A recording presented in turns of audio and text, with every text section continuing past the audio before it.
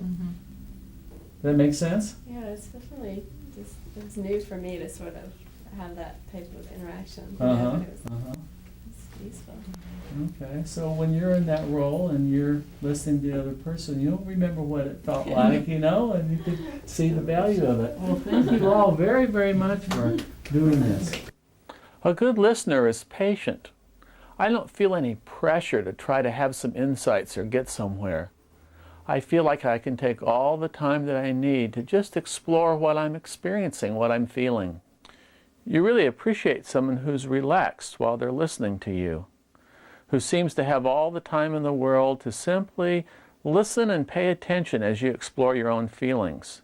You really appreciate not being under any pressure to have insights or accomplish something. Perhaps by now you're getting an appreciation for the value of listening, that it's something more than just sitting there, and it offers the person who's talking something a little bit more than just hearing their words repeated back.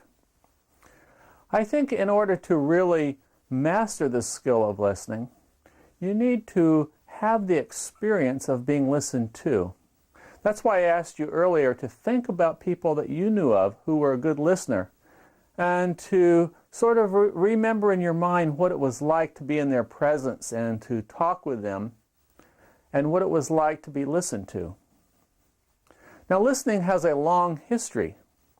It's perhaps the key ingredient in all forms of counseling and healing. It goes way back, say, within the Christian church, in the emphasis on confession, that getting something off your chest is good. So, for example, if you're being the listener, you want to be able to listen to a person that encourages them to get out with it, get it out, get it off their chest, get it out, say it. Catharsis. Research has shown now that people who are able to express their feelings about hurts and wounds that they've received are much more likely to get over those wounds, to have a healthier time of it afterwards, than people who keep it in or who are not able to get it out and to express it. You see, part of our work in listening is governed by some understanding of the healing process. We've already understood that the illnesses or disease comes about when we reject some aspect of our experience, perhaps because it's overwhelming, because it hurts so much. And a part of us doesn't really get the full light of day, doesn't get the full benefit of breath, of spirit. And that it causes an imbalance. And through accepting that's in the listening, the person is able to bring those parts up and out. Now, in psychoanalysis, which is considered the origin of the talking cure with Freud, he was concerned with catharsis. He believed that incidents from the past, wounds and hurts, led to the person's disease. They might have been forgotten about or repressed, but their effects were still there with the person. So through a process of first hypnosis, to help a person so relax that they could bring out these memories. This is a form of catharsis, bringing it out. Then he shifted to free association. Just say whatever comes to your mind. And as you start speaking randomly, gradually nature will have its way and these memories and thoughts will begin to emerge. Now, a major step in the development of counseling theory came with Carl Rogers. He's somebody who began part of the human potential movement, or humanistic psychology. He de-emphasized the importance of the unconscious in favor of really just being with the person. He was the person who, in fact, invented reflective listening as a part of what he called client-centered counseling. By client-centered, he meant being really focused on the client's presence in the here and now, listening to the client. And by being so present as to be able to feed back to the client, here's what I hear you saying, offering the client the full acceptance that the client wasn't able to offer themselves.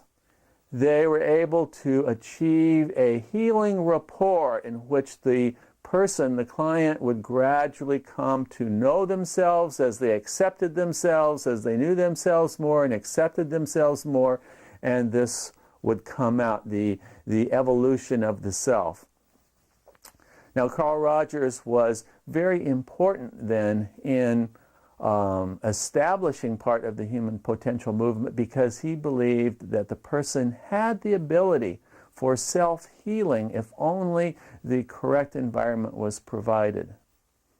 Now, listening played a role also in the development of psychoanalysis in its current form, which has to do with the restoration of the self.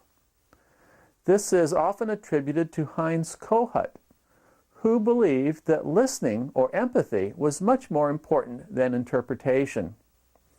Freudians had gotten themselves into a place where, as the patient would free associate, the analyst's job was to interpret what came out of the free associations, to point to the operation of the unconscious and unconscious memories lurking behind the free associations.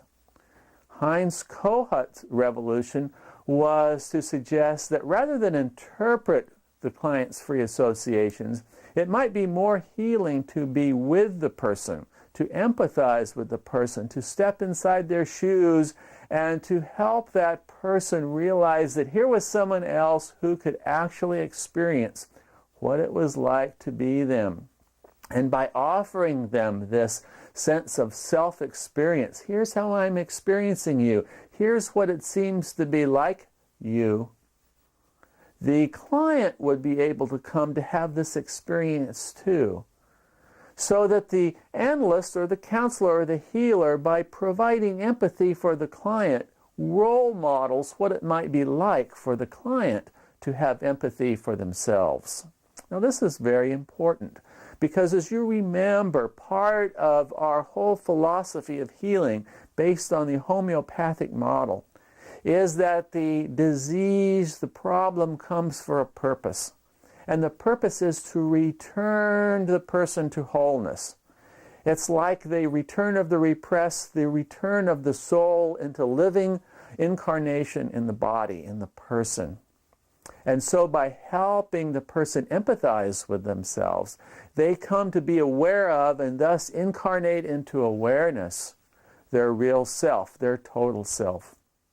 So whether you think of it from the point of view of the church and traditional religious counseling, as in the confessional, whether or not you think of it in terms of psychoanalysis, either the classic form of psychoanalysis or the newer form, or whether or not you think of it in terms of the humanistic psychology or even transpersonal psychology, all of these different approaches to counseling has as its core empathy. Empathy as a way of knowing the I and thou relationship. So as you're learning the skill of listening, experience the nuances of it. It's more than simply repeating back the person's words, but it's being there with them, using reflective listening as a way of manifesting that type of consciousness. And notice when you're in the other side of it and you're being listened to, what it feels like to have a person be there with you, mirroring you and helping you come into an awareness of what it is you're actually experiencing of yourself at that moment. Now, what I like to do is take you back into Atlantic University classroom in which I'm talking a little bit about the relationship between the counselor and the client through this role of listening, to give you a little bit more background information, more of a perspective on the listening process and its significance for healing. And then we'll go and look at some of people talking about what it's like to be listened to, and we'll see a little bit more about the process of learning this skill. Okay, let's go into the classroom now and watch as I share a little bit more about client-counselor interaction through the process of listening. Okay, so what we're learning here is a transpersonal perspective on counseling.